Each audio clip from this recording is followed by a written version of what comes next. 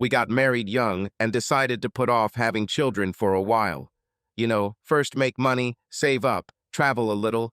We are ordinary people, not amazingly beautiful, but not ugly, not brilliant, but not stupid either. My wife is a tall, slender woman whose grandparents came from southern Italy, with clear, dark skin, dark eyes, and jet black hair. She has full lips, big eyes, and a strong nose. She thinks the nose is terrible, but to me it speaks of a strong character.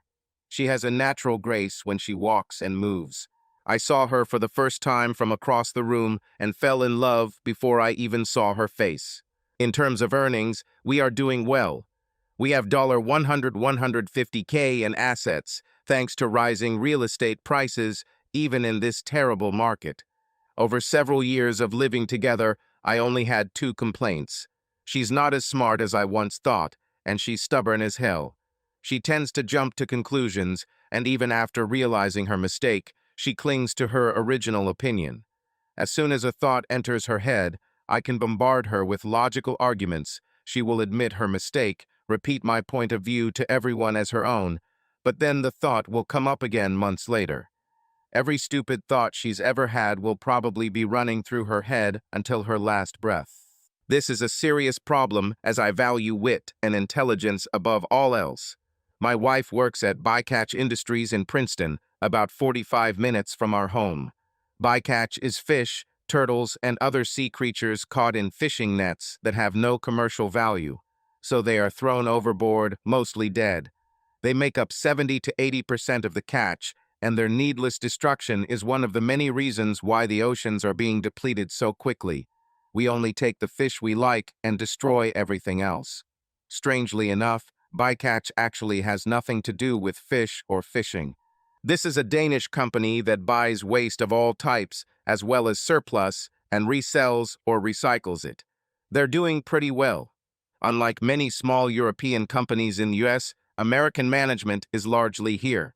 Buying and selling, negotiating, and taking risks is what they do. My wife is a well-paid buyer-seller and senior product manager specializing in chemicals. For example, she buys methanol waste from a chemical plant that is contaminated with something else and sells it to. Well, in this case, she sold it to a municipal wastewater treatment plant, where contamination is not an issue. She works out of a nondescript office in Princeton, New Jersey.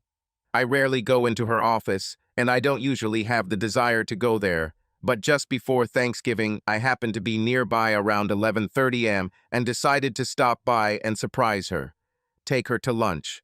I know quite a few of her colleagues from parties and stuff, so no one felt the need to announce to me. I waved to people I knew, stopped to chat here and there, and then went upstairs to her area. I looked into her open office door. "Hi, honey, do you have time for me?" "Oh, Chris, it's so nice to see you. It's a surprise." On her table was a nice bouquet of flowers in a cheap glass vase. "I was passing by and wondered if you were free for lunch. Tell me who gave you flowers." To be fair, they were a couple days old, but it was a nice bouquet, probably $70, $80 if delivered here, maybe a little less where we live. "Oh, I thought it was you. The card said from your secret admirer with no name. I was surprised why you didn't say anything about them." "When did they come?" Yesterday, I think. So you weren't the one who sent them." "You know very well that you don't. You would have told me about it last night if you really thought I sent them. Frankly, I'm disappointed that you accepted them. You're a married woman and should know better. When exactly did they come, before lunch or after?"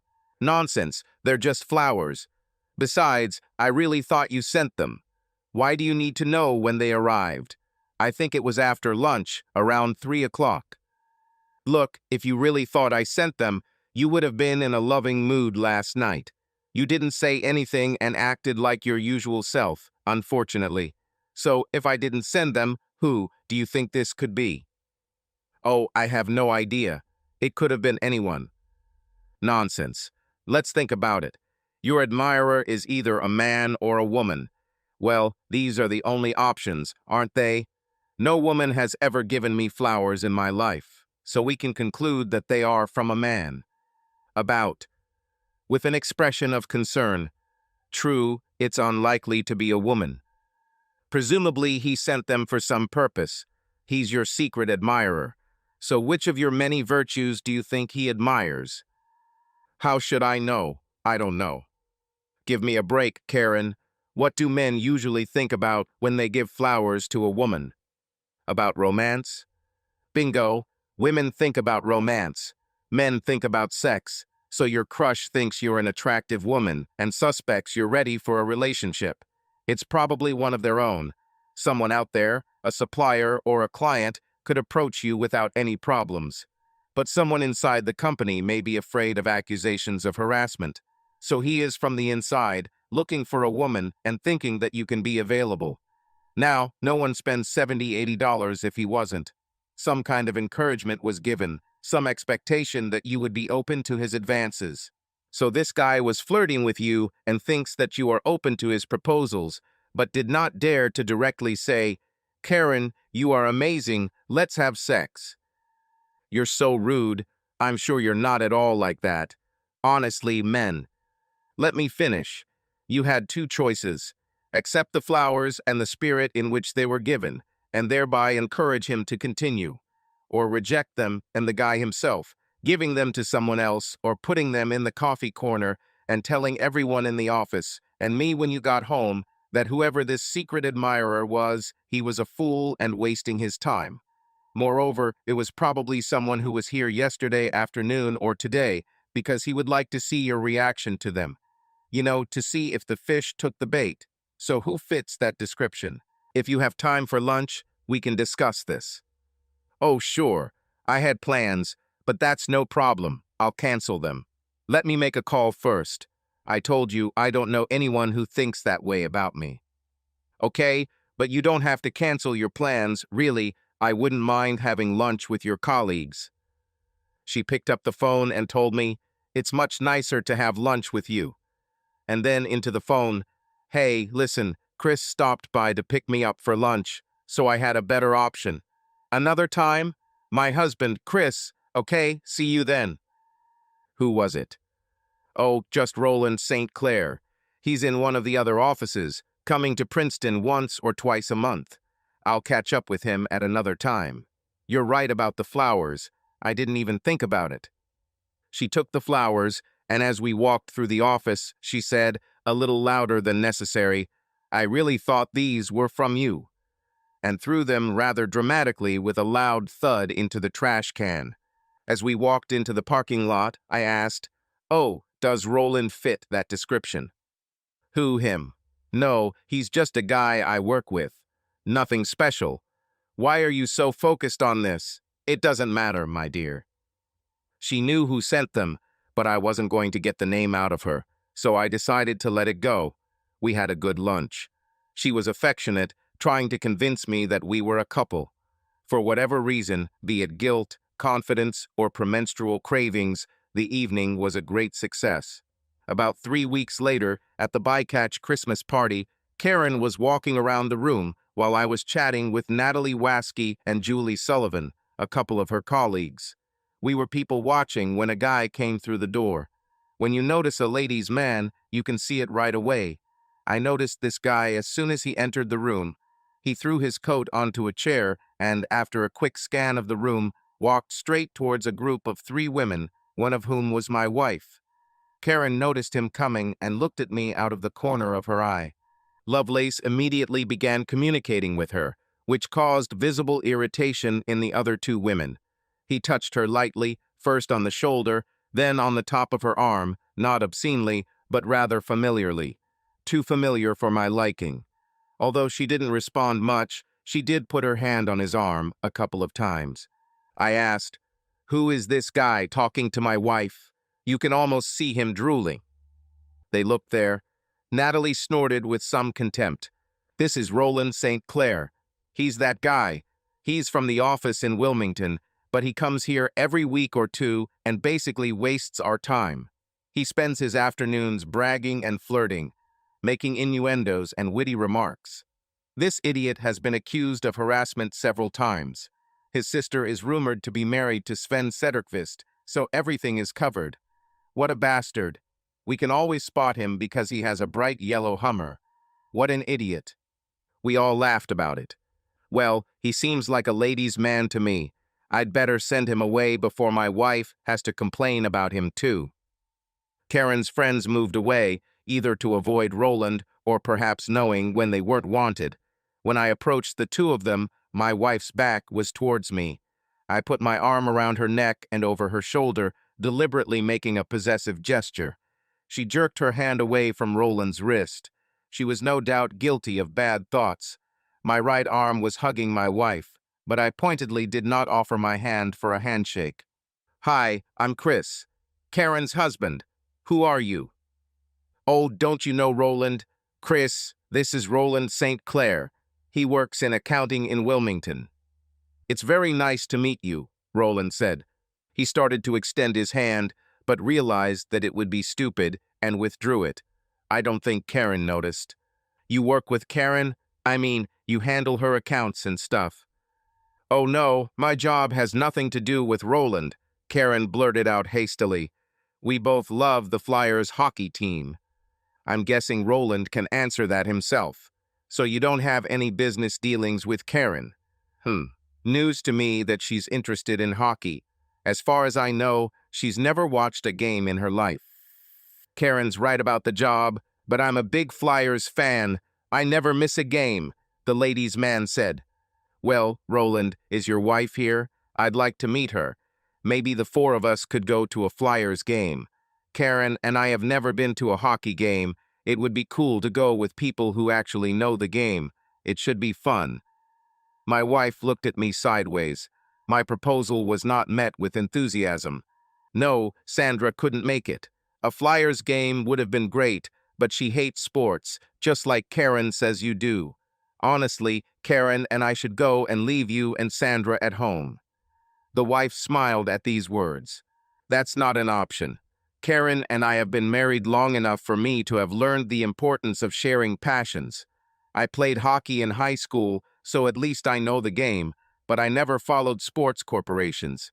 I always thought that if I root for some corporation, it's better for the one in which I have shares.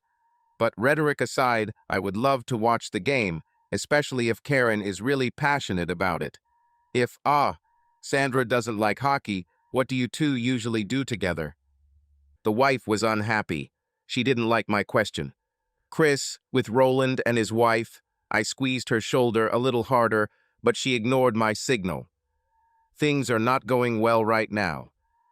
"Oh, I'm really sorry to hear that, Roland. Can you tell me what happened?"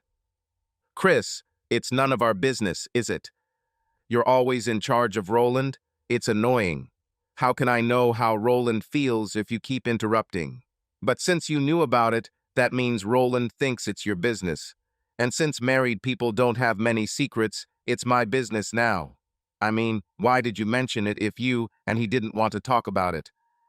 "Oh, well, why are you being so rude? Roland, let me pour a couple of cocktails into him and we can talk later." She literally pulled me by the sleeve to the bar and ordered us drinks. She was on edge. Apparently, I provoked her more than I expected.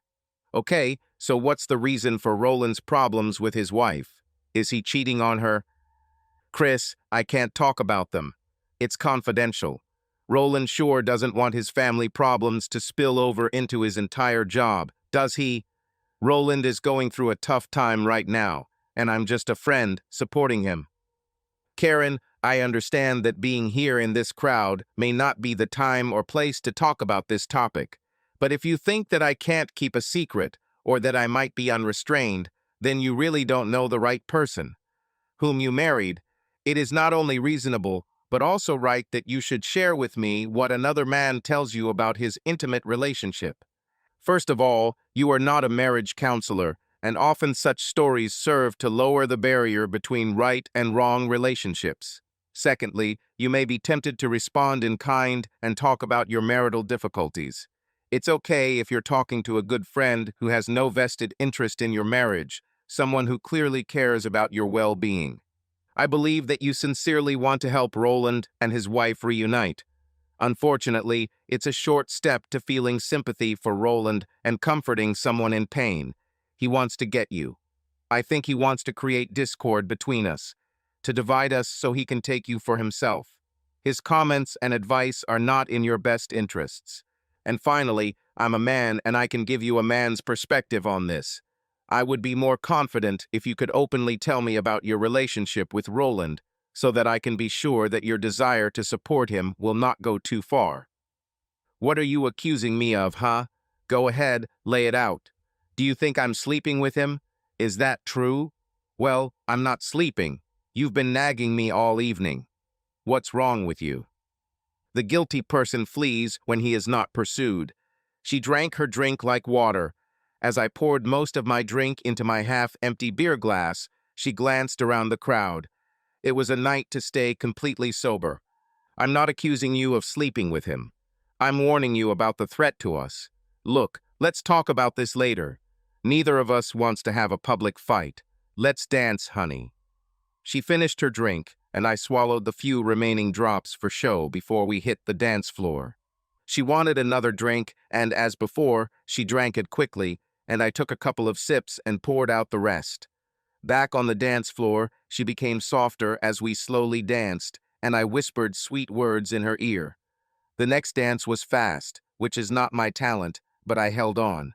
The second one was also fast, and suddenly I noticed Roland squirming next to me.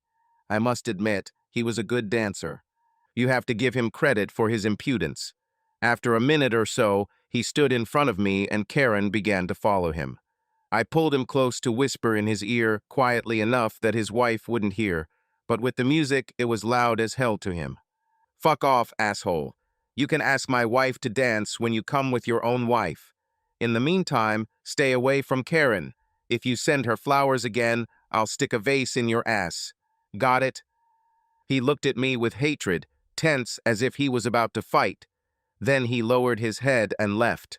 Karen could guess what I said and began to chide me for being rude to poor Roland. I noticed that the others were starting to pay attention, so I grabbed her upper arm tightly and mumbled in her ear. We need to talk somewhere where we won't make a scene in front of your co-workers. Smile while you're walking outside with your husband, I said, leading her out to the parking lot. Poor Roland. He's so lonely. I'm just trying to be his friend. You know, help him and his wife get back together. You're so mean, Chris. You have no reason to be mean to Roland. Don't you dare talk to me like that again or contact me. I am not 10 years old. Enough of this nonsense. You're blind here. Let me tell you how things are. Like that old song, he's just a hound hanging around my door. These are not the right words. The song goes, you're just a hunting dog, crying all the time. My mom was an Elvis fan and sang that song all the time. Plus, Roland has a right to be sad. I was quoting Eric Clapton's version. Everyone has a right to be sad. Look, Roland is snooping around your skirt, and you know why. His problems with his wife are because he cheats on her with other women, and I'm sure she's not the only one he's trying to seduce. I was speculating here, but I think I figured it out. I would prefer if you stayed away from him altogether, but you work for the same company. You both admitted that you have no business reasons for dating, so you are not obligated to waste your time entertaining him or going to lunch with him. I understand that he regularly comes to your office in Princeton. He is having trouble looking for a home, and he will not intrude on our marriage. Chris, I'm an adult. You're not going to tell me who I can hang out with. Karen, I have never, in all the years of our dating or marriage, given you direct orders, but now I do. Tolerate him in public because you have to, but you should never, ever be alone with him outside of work. No lunches, just the two of us, no after-work cocktails, no car rides, no phone calls, no emails, no instant messages. Do you understand? She started crying, which turned into sobs and accusations. She was slurring her words, and I thought it was just the alcohol. As we were leaving the parking lot, she suddenly sat up straight and shouted, "Wait, wait, my coat is there. Stop it. We need to go back. Your coat will be there tomorrow. You can pick it up then. Did you understand what I said a minute ago? Listen, damn it. You take me back there, or when we get home, I get in my car and drive there myself. Good for me. If you still want to come back to the party when we get home, I'll take you wherever you say. You're upset, almost out of your mind, and you've been drinking a lot. Roland is bad news. I love you and I won't give up. From you without a fight. She sulked all the way home. When the car stopped in the driveway, she jumped out of the car, burst into the house, headed straight upstairs, slammed the bedroom door, and locked it before throwing herself on the bed. I heard a dull sound. I wondered if I had been too harsh. Now Roland was the victim, and the forbidden fruit was sweet. There is no point in checking your home computer. They can communicate all day on their work computers. I spent half the night thinking about the situation. I wasn't going to give her up without a fight, but if I lost, she'd walk out the door. I needed to collect credit card information and do a credit report to see what cards we had open. The joint cards had to be canceled. I decided to apply for a couple of cards in my name. I should have gone to a damn lawyer. At least I knew where the bank accounts were. Crap, crap, crap. The next day I went into the bedroom to get dressed and found that the door was unlocked. Karen was still sleeping while I brushed my teeth, got dressed, and left for work. I have a friend, Grace Chang. She is in charge of the computer systems where I work as a field service technician. I brought her a cup of coffee and sat down on the chair next to her desk. I complained to her about Roland and my wife, asking what to do. Ha, been through this, I know what it's like. About 8-10 months ago, I thought my husband was cheating on me too. Like you, I didn't have access to his work emails, and I had no idea who he could sleep with. I bought a transponder, too actually, because he has a car and a truck. I could track where he went by going online. I did this for 3 weeks. It seemed like he was just driving around doing nothing. What the hell, I thought. For my birthday, he gave me a beautiful antique mirror for the dressing table. It turned out that he went to antique shops everywhere. What an idiot I was. Grace, I think Roland is trying to instruct me on horns, and achieves this by telling her touching stories. I'm really afraid that my wife is falling for this. Don't be stupid. Karen seems like a good person. Look, I still have those transponders and the program. Bring your laptop tomorrow. I'll load the program into it. You can use the transponders as long as you need. Put one on Roland's car, the other on your wife's car, and you can track where they go. It's easy. Well, Grace, that's the way forward, isn't it? Karen has a certain naivety and empathy, so it might be kind-hearted of her, except for Roland. I'm sure there's smoke. Innocent until proven guilty, right? Let's do it. After work, I went to a spy store and bought a clock radio with a built-in color camera and microphone that transmitted a signal up to 500 feet. It even came with software for recording the signal on a laptop and editing audio-video. I didn't have a clear plan.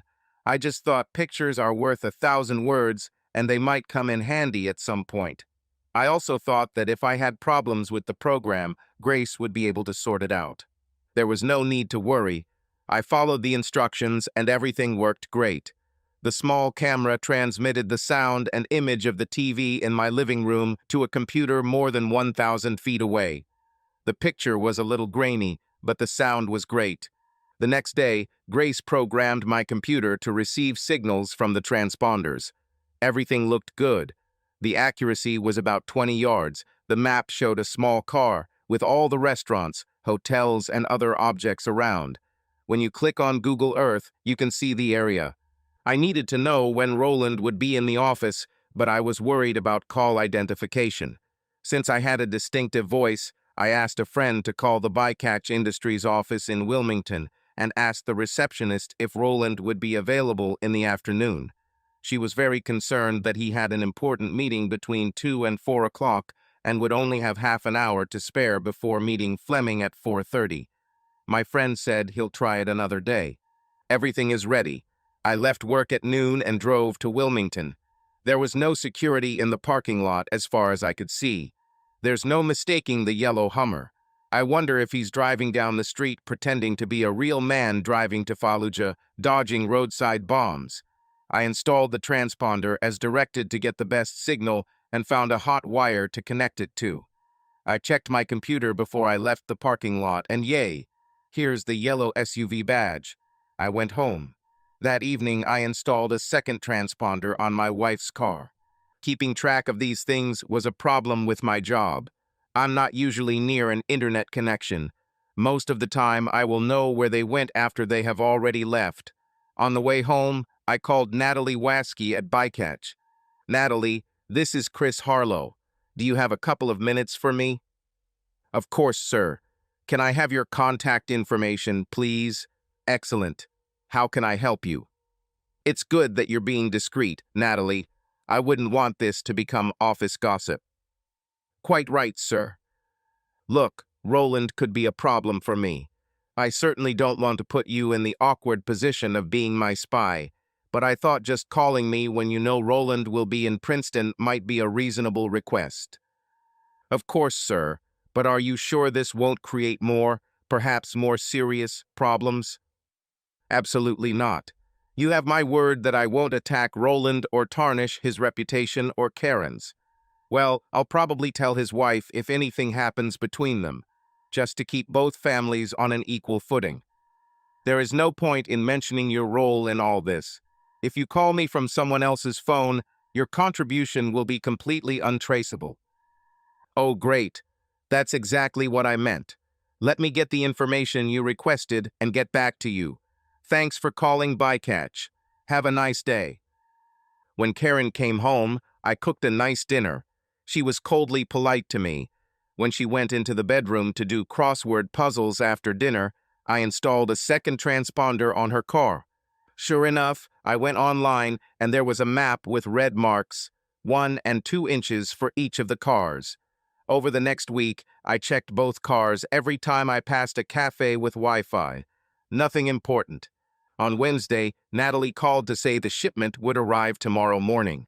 On Thursday morning, Karen drove to work while Roland drove non-stop to Bycatch Industries in Princeton. Roland's car went out for lunch, but returned an hour later. I had to do some digging, but it turns out he went to the Smoking Pig barbecue. At least when I looked for restaurants on Cottage Street, this was the only restaurant within a 3-block radius. Karen loves barbecue, but that doesn't prove she dined with him. I didn't know for sure until Natalie called and said they had lunch at the Smoking Pig for an hour before she hung up. The situation at home has calmed down a bit over the past week. That evening, Karen came home almost on time, as usual. Over dinner, we talked about our day. Among other things, she said she had lunch in the cafeteria and ate chicken salad with cottage cheese with a couple of other women with whom she usually hangs out. What, you haven't had any barbecue? I asked. She became furious. What are you trying to say? Are you calling me a liar? Why do you think I ate barbecue? Well, what's that brownish-red stain on the pocket of your blouse? Too dark for ketchup, too thick for wine, so BBQ sauce from Smoking Pig. And you like BBQ, so where's that stain coming from? I'll say, Dr. Watson, has Sherlock Holmes really discovered the riddle? No, it's just a stain on my shirt.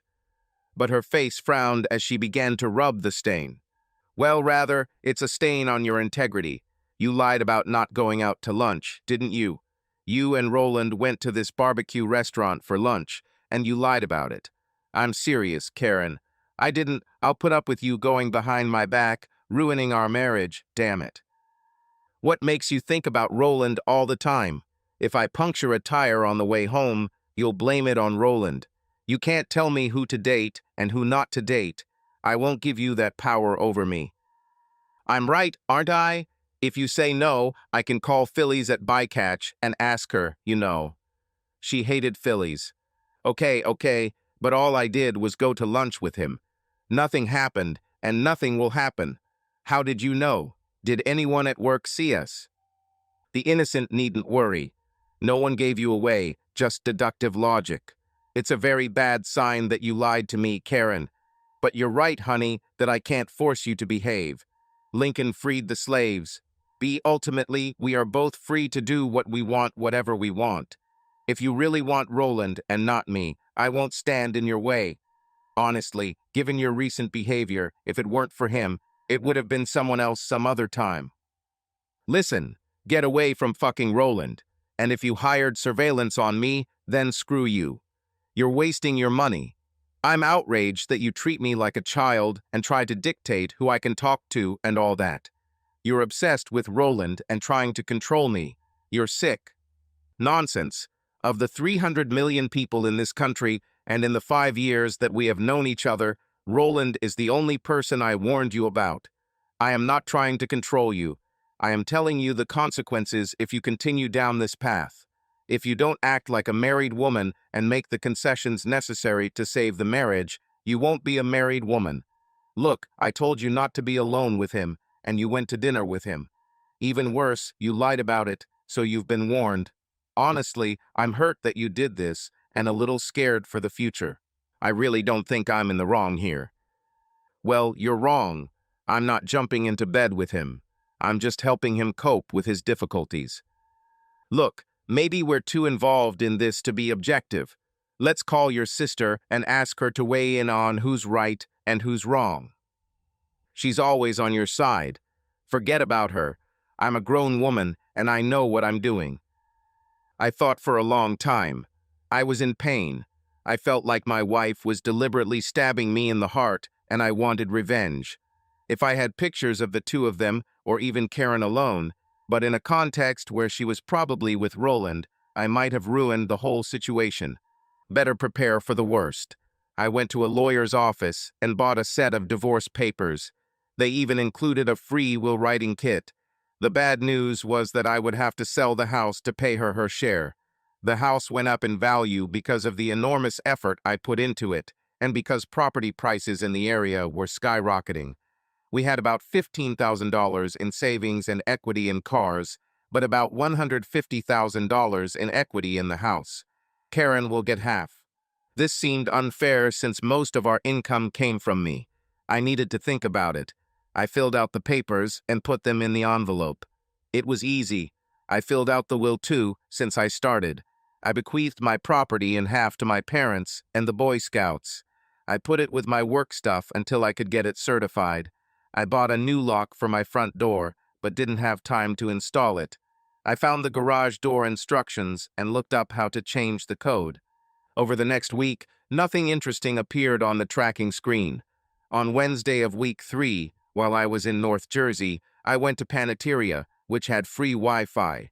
I went online and saw that Roland drove to Princeton in the morning, but stopped at 8:30 a.m. for 11 minutes. The stopping location was at the I-95 exit about 10 minutes from Bycatch. It could be anything, but there is a Holiday Inn Express and a sleep-in there. I called the sleep-in and asked for Roland St. Clair. There was no such person. I dialed the Holiday Inn number. When they moved me to a room, I hung up without waiting for an answer. I apologized to the client and headed to Princeton. At 10:30, the lobby was empty. I called the counter, and a guy came out wearing a poorly ironed white shirt, scuffed shoes, and black pants that looked like they had never seen an iron. I told him that I was Roland St. Clair and that I had accidentally locked myself outside, forgetting my room number. He was about to scold me when I handed him a fan of $5.20 bills. "Yes, sir, I remember you, Mr. St. Clair."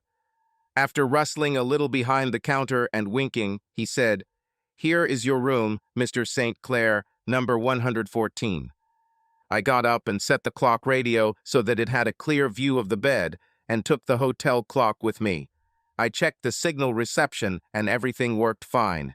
I used the hotel's Wi-Fi to find out where they were. Crap. Roland was about 3 miles away. I thought they would have lunch first. I hurried to my car and stopped at the Denny's across the street. A few minutes later, a yellow Hummer pulled into the Holiday Inn parking lot. The video signal was not picked up here. Or perhaps the device had a motion sensor and simply wasn't sending a signal. I should have read the instructions more carefully. I don't remember if it has such a function or not. I gave them 2 minutes, drove to the hotel, and parked around the corner from room 313 so they wouldn't see my car if they happened to look out the window. Great welcome. She came out of the bathroom, still dressed, and hugged a fully dressed Roland. He said, "I'd like you to take your clothes off for me." I called her cell phone and heard it ring in her bag. She didn't even look at him. I turned down the volume on the computer and left a message, trying to keep my voice from shaking.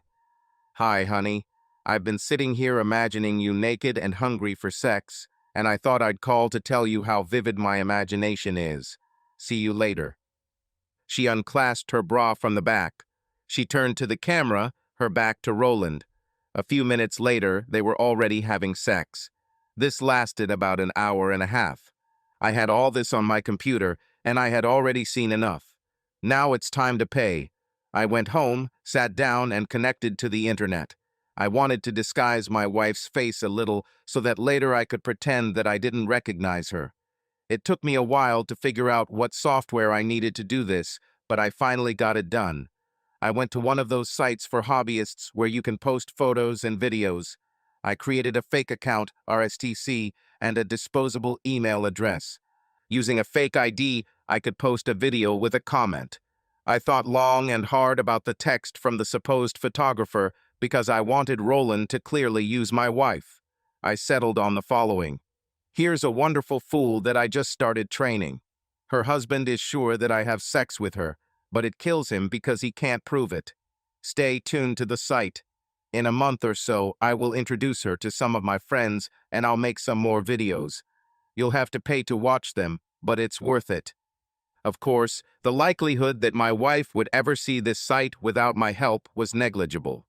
The plan was for me to use some of the words and commands that Roland had spoken to my wife. She may ignore the first couple of times, but sooner or later she will realize where she heard them before and get scared. First, I will say that I saw them on some website. I'll let her push me and then, very reluctantly, agree to show her the site. This should end Roland once and for all. She was a little late coming home, but, to be honest, she looked and behaved normally, perhaps even a little depressed. I made a salad, chicken scallopini with roasted Italian vegetables. So, darling, did you have a good day? A worried expression appeared on her face. Well, the sexy message you left on my cell phone was very nice to receive. But other than that, nothing out of the ordinary. I'm completely exhausted. If you still have any romantic intentions, they'll have to wait until tomorrow. Oh, that. Actually, it's the way you walk and move. It's kind of sluggish or maybe blurry. Oh, and you smell different. I can't put my finger on that smell, something like lavender soap and some musk. Did you come in for a drink? She had a slight blush on her cheeks. No, I drove home straight from work. I planned to hug her and kiss her as usual, but I felt disgusted. I realized that what I saw this afternoon completely turned me off. I don't think my feelings will change over time. I no longer looked at her with anger and contempt. I was wasting my time staying with her. Why bother? I didn't want her back. If she thinks Roland is so wonderful, then let her be with him. Why the hell would I be with her if she doesn't want me? I began to rethink the video and my plan to annoy her. If I make her believe the worst about Roland through a porn site, she'll leave him, but then she might try to win me back. She will stick to me like toilet paper to the sole of a shoe. It's best to move on and plan accordingly. So I never mentioned the site, and as far as I know, she never saw it. I made no attempt to have sex with her that night. I just didn't care. The next morning, as soon as she walked out the door, I called a courier service to pick up the divorce papers and deliver them at 4 p.m. to my wife's work. I went to the bank. I transferred money between a savings account and a brokerage account to split it 50-50. By this time, she was already at work, so I closed all of our joint credit cards. When I returned home, I changed the lock on the front door. I carefully packed her work clothes into her suitcase. I put all the other clothes in her closet into heavy-duty trash bags. I went online. The Hummer was in Wilmington and his wife's car was at work. I didn't bother taking things out of her dresser. I wrapped a rope around it to keep the boxes from falling out and used a dolly on 2 wheels to wheel it out to the car. I almost tore myself trying to lift it onto the roof rack. I loaded the car with garbage bags. I remembered the garage door opener and simply pulled it out of the socket. Having locked the front door, I drove to her mother's house. Her mother was stunned. I asked her not to call her daughter until 3 o'clock in the afternoon, since I needed to move more things. On the second trip, I loaded the bed and mattress onto the roof of the car, loaded the bedding, her bedside table, and a few more bags of belongings into the trunk. The last time I went back and collected her CDs and stuff, 2 boxes of trinkets and books. I looked like a modern-day refugee from the Great Depression, slowly driving towards her mother. Her mother remarked, "I like the idea of her living in the garage. That way she'll know it's temporary. In 4 or 5 months, it'll be freezing cold here. It'll give her an incentive to move out. I've always liked you, Chris. Is it too arrogant to ask you to stay in touch?" "Grace, I'd love to keep in touch, especially if it means home-cooked dinners every now and then." I assembled the bed, connected the lamp and alarm clock. I even made the bed. What a great guy I am. At 3:10, I sat with her mother drinking beer while she called Karen in the office. "Karen, I just wanted to tell you that Chris kicked you out, and I need to put you in temporarily. Chris brought most of your stuff and put it in the garage. I don't know what you were thinking, you stupid fool," and hung up. "Is this really the end, Chris? You seem so happy. What really happened?" I told her some details without going into detail. "Yes, this is practically the end of our marriage. Your daughter does not seem to understand what marriage is and what our mutual responsibilities are. I don't think she is ready for this. Perhaps she will be ready for the next marriage. I must admit, there is not much hope. Let's see." On my way back to my house, I called Roland's wife and told her what happened. She told me to fuck off and mind my own business. I pointed out that it was still my business since he was sleeping with my future ex-wife, but I received no thanks. Well, some people are simply impossible to please. I composed what I thought was a good letter. "Karen, you were right. It's nice of you to help Roland deal with his family problems, whatever they may be. It's important to you and important to him, but not so much to me. I really want you to be happy, so as I promised, I am releasing you from our marriage. You can devote yourself entirely to Roland and many others who will no doubt take my place as he took mine. I don't know what you are looking for in this life, but as I reflect on our time together, I feel relieved that your future is no longer tied to me. Know that I will not speak ill of you and will be polite to you whenever we meet. I wish you to find peace and joy in this life. Chris." I went back to her mother and unloaded the last of the trash bags in the garage. He put the letter in a sealed envelope and left it on the bed. After saying goodbye and kissing her mother, I headed home. As I approached our neighborhood, I parked 2 blocks from the house. Karen or Roland might want revenge, and I preferred to keep my car out of sight. I walked across the street behind our house and entered through Mrs. Corbin's backyard, which is adjacent to our house. I unlocked the back door and entered the house. Looking outside, I made sure that Karen had not arrived yet. I checked the computer. Roland's car was at his home in Wilmington. Karen had just left work. Guess she didn't get the message from her mother. I changed the message on the answering machine to say that Karen no longer lives at this number, blah blah blah. Too soft. I erased it and wrote a new message. Karen doesn't live here anymore. I've included her cell number for anyone looking for her. At first, she denied doing anything with Roland other than talking. By the end of the week, she admitted that she got carried away once, but it won't happen again. Okay, I didn't have to mention the videotape. Her mother called on Friday and asked me to meet Karen at her house on Saturday. I agreed. I have a literary site to thank for an idea that saved me a ton of money. I wrote a contract that stated that in the future, if one of us cheated on the other and the evidence of the cheating was sufficient to convince a judge, the cheating spouse would leave the marriage with only $10,000. I deliberately wrote the document rather crudely and made an appointment with my lawyer, Bert. I showed him the document. But the document is deliberately written crudely. I want her to think that it is just a private agreement. I want you to review it and, where necessary, change it so that it becomes a legally binding, flawless contract, but maintains an amateurish tone of letters. He read the document again. I'm supposed to have to tinker with it a lot to raise the fee, but the document is fine as is. I've done a few prenuptial agreements, but never a prenuptial agreement. This is something new. You'll need to make 2 copies, one for each, and they must be witnessed and dated by someone. Will her mother be suitable? Well, legally yes, but will she confirm her signature later in court? Why take the risk? Better to find someone else who has no vested interest. The fee was modest, and the trap was ready. We met at her mother's, just the 2 of us. She was dressed rather seductively, barefoot, in a light summer dress, and, as far as I could tell, no underwear. Karen, did I have the time wrong? I thought your mom said 12:30. No, you came on time. Why would you think otherwise? Well, with the way you're dressed, I thought maybe Rolly was going to come over.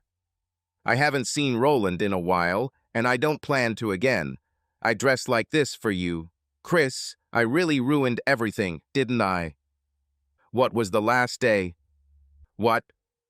You said you haven't seen him for a long time, and I asked what day you were talking about. The day before you kicked me out. Oh, sorry, there was no reason to stop seeing him. After all, he is your friend, and a friend in need is a true friend, whatever that means. Well, I guess you were right about his family problems. You know Wait, did you forget? Rolly doesn't want you to discuss his family problems with me. This is confidential. And after all the work you did to reconcile Rolly and Sandra, I can't believe you're going to divulge details now. Okay, maybe I deserve it, but please stop with the sarcasm. I freely admit I was a fool, but I love you. I really hope you can find it in yourself to forgive me, but I don't see how that's possible. You probably hate me. I'd like to continue this conversation, but it's 12:15 and my stomach is crying out for food. Change into your street clothes and we'll go to the pub. In the car, I reduced the conversation to trifles. We sat in the back booth, alone. So you asked if I hate you. Of course not. I try not to hate anyone, not you, not Rolly, not corrupt politicians. Hate is too destructive for the one who experiences it. In order not to hate you, I have to forgive you, and I did it. She looked surprised, and her complaint stopped. But that's not the point. If it really was just stupidity on your part, I might be able to get over it in time, but I've thought about it a lot. I think the real problem is that you're an immature fool. I gave you a lot of opportunities to think about your actions, but you just couldn't do it. I don't blame you for this. That's how you are, at least at this stage of your life. Since it's not entirely your fault, perhaps there is a chance to forgive you. You'll get wiser over time, but I really don't want to wait to see when or if that will happen. You're great at a lot of things, but you know absolutely nothing about the things I value, and I don't suffer fools. Chris, believe me, I've matured very quickly in the last few weeks. I think we can save our marriage, and I'll do whatever it takes. What do you think we need to do? Well, I thought about it. I trusted you implicitly, and that trust was completely unfounded. One of your strengths is that you empathize with people, almost like Mother Teresa, but with a different profession. Think what a tragedy that would be if someone married her and she remained a housewife in Peoria. All these people in India who would not be helped. Mother Teresa was born in Peoria. I didn't know that. Is it true? I was speaking metaphorically. She was born in Macedonia. Anyway, I feel like I married you and limited you. I mean, if someone feels bad, has low self-esteem, has problems in marriage or with impotence, I could spend a little time with him, tell him a joke, or give him a few dollars, but that would be the end of it. To really help them. It would be wrong for me to interfere with such a call. Roland, and no doubt many others, would be left alone to find a way on their own. There was no one else, only once with Roland, and... Oh, that's true humility. A rich man who has a lot of money gives millions to charity, but when asked, he humbly says, "Oh, I just help where I can." True, you are too modest, but I understand modesty is also a virtue. I wasn't going to make it easy for her. Chris, I really realized how much I messed up. I've grown up a lot, honestly. I'll think about it, Karen. It comes down to whether I want to risk spending a few more years of my life with you or move on. Let's meet again tomorrow. Stay here at 12:30. Of course, of course, at 12:30. She was waiting for me when I walked through the door at 12:35. I don't know how long she was there, but her glass of beer was only a third full. As before, we talked about trifles. I didn't ask if her mother's garage was starting to feel cozy and homey. Okay, here's what I thought. The way I see it, if you mess up once, chances are you'll do it again. If I have to go through the pain of my wife cheating again, I want to get paid for it. This is compensation. So here's the deal. If I catch you cheating and I can prove it to a judge, you will leave the marriage with $10,000 and I will get the rest. Of course, it's fair to offer you the same deal. This punishes the cheater. If we both sign this agreement, we will bury the hatchet and move on with our lives. I moved to her an amateurishly written contract with insignificant spelling errors. As I expected, she quickly read it and said, "Okay, that's fair. I can sign it. I really appreciate you being so generous. I don't know if I could do that if I were you. Let's hope that none of us end up in my shoes in the future.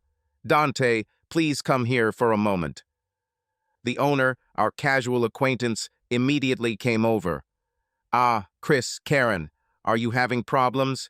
New people in the kitchen always give me trouble." "Nothing like that, Dante. Karen and I are signing an agreement between ourselves, and we need someone to witness the signatures. You don't have to read the documents, you're just witnessing the signing process itself." Of course, Dante will do this for his friends. It was all over in a minute. Karen and I had a signed, certified document. This was followed by a second honeymoon with vows of fidelity, love, and the like. But she was stubborn, and I suspected that her affair was not over yet. On Monday, I returned to the motel. Indeed, the same administrator was on duty. "Troy, can I talk to you?" "Certainly." "Listen, if anyone makes a reservation under the name Roland St. Clair, give them the same room as last time. Room 114. And here's your trouble." "Well, I don't know. It's rare to have genius scientists working the front desk. Look, you have to give the client a room. He's already stayed in this room and probably likes it, so it makes sense to give him a room he likes. One he's already familiar with. If anyone asks, though no one will, it's just good customer service.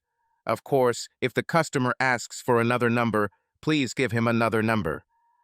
"Well, okay," he said, pocketing the cash. On Thursday at 9 o'clock, I received a short call. "The accountant is back," and Natalie hung up. I was free from work that day, so I looked into the tracking program. Of course, Roland had stopped at a motel that morning on his way to Princeton. At 11:45, my phone rang again. "Trouble in Paradise. She said she wasn't coming back today." A few minutes later, the phone rang again. "Your buddy said hi to everyone until next time and left. Good luck, Chris. I hope it's not what it seems." I checked the tracking. They were heading to a motel, but stopped at a steakhouse. Fine. I had enough time. I was sitting in the parking lot across from the motel, munching on a delicious sandwich from Krusty Loaf Deli. I brushed away the crumbs and sipped my coffee as they pulled into the parking lot. They parked right in front of room 114. I took a few pictures of them hugging outside their cars before heading to the motel room door. A minute or two later, I pulled into the parking lot just like before, out of sight. My computer started recording the scene as I was crossing the street. The dialogue was different, but the actions were about the same. Here's the contract that Chris wrote. It was awkward. He asked me to sign it right there in that terrible pub he loves, the Jolly Big Place on Main Street. That weird guy who owns it, Dante, what, then there was a witness. Well, who would write such an amateur contract? You know, it sounds stupid, but Roland, this is the last time, at least for a while. I don't want him to find out, although it's unlikely. But he already guessed it once, maybe he'll guess it again. It wouldn't be very good. Karen, just listen to this. My God, is this a contract? This is completely amateurish, and even the spell check was turned off. They would laugh at this in court. Forget about it. This is just a Perry Mason dream. Who is Perry Mason? He was a lawyer on a TV show, a pompous ass. In his super serious way, he got people to admit to God knows what on the witness stand. Totally unrealistic. Forget about last weekend, come here. She came closer. Rolly, you're not listening to me. This is the last time. Nonsense, Karen. You said it last time. I need you. You need me. Don't you love what we do together? With me, you can ask for anything, do anything, and we do it. Look. I was wondering what to do next. As a result, I drove up to their room, got out of the car, and stood next to the door. My digital camera could record about 5 minutes of conversation, and I didn't have to wait long. I turned on the camera when I heard someone remove the chain from the lock. Karen rushed out, calling over her shoulder. Okay, Rolly, same time next week. You can have sex with him tomorrow if you want. Oh, damn, you scared me. What are you doing here? Oh my God. I'm doing what you're doing, watching the end of our marriage. There's no point in going home. You have nowhere to go. I changed the lock. I'll give your things to your mom. No, Chris, you can't. Oh, I can and I will. I've already gone the extra mile. And you fool, you just spent $100,000 on your little pleasure. I get the house and our investment, and you only have $10,000 left. But I guess you're already realized. Chris, you fucking bastard. You can't do this. There's no point in staying and gloating. As I approached my car, Roland's head poked around the door. Rolly, I hope Karen's style of marriage counseling has helped you and Grace. Oh, and don't forget to take the two of them to a Flyers game. She'll love it. Everyone goes there to fight. Everything went smoothly, despite Karen's attempts to derail the divorce, and when that failed, she tried to get half the assets. My wife begged and begged, but our contract stood. I got rid of her on my own terms. I wondered what I would have done if she had taken the straight path. Would I stay married? But if only mushrooms would grow, then the hands of a wandering artisan would not be needed. Roland and Grace broke up. Karen tried to transfer to Wilmington so they could live together. Last I heard, they had split up too, and Karen was living in Tulsa. Well, thank God. Subscribe to our channel so that your love doesn't cheat on you, and go ahead and listen to the next story, because this story is nothing compared to the next one. If you're under 18, don't even think click to the next one. Click to the next one. Click to the next one.